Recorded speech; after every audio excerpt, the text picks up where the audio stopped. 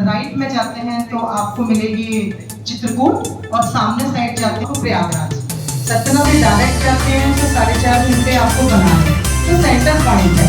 इसीलिए हम लोगों ने जब पहले वहीं पर रखी थी कॉन्फ्रेंस, ऑल इंडिया कॉन्फ्रेंस, और हमारी जयंती दीदी तो बहुत अच्छी कविता है। तो मैं सोच रही हूँ सभी में कुछ ना कुछ होती है प्रतिभाएं। मैं चाहती हूँ कि ये प्रतिभाएं आपको निखारनी होते हैं, वहाँ पहुँचे। ऑल इंडिया कॉन्फ्रेंस 30 नवंबर 1 दिसंबर को सतना में होने के लिए जा रही है।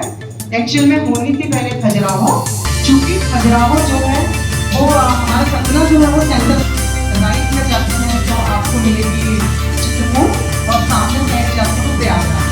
सतना से डायरेक्ट जाते हैं तो 4.5 घंटे आपको बनारस, तो सेंटर पॉइंट है।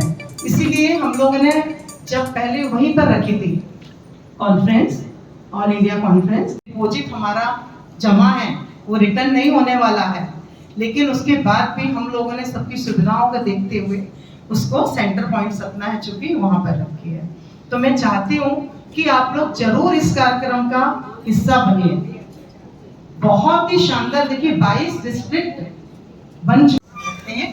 हमारे प्रेस वाले भाई आ गए हैं समय पे, और हमारी जयंती दीदी तो बहुत अच्छी कविता है। तो मैं सोच रही हूँ सभी में कुछ ना कुछ होती है प्रतिभाएं। तो मैं चाहती हूँ कि ये प्रतिभाएं आपको निखारनी है। राइट में जाते हैं तो आपको मिलेगी चित्रकूट और सामने साइड जाते हो प्रयागराज। सतना से डायरेक्ट जाते हैं तो 4.5 घंटे आपको बनारस, तो सेंटर पॉइंट है। इसीलिए हम लोगों ने जब पहले वहीं पर रखी थी कॉन्फ्रेंस, ऑल इंडिया कॉन्फ्रेंस,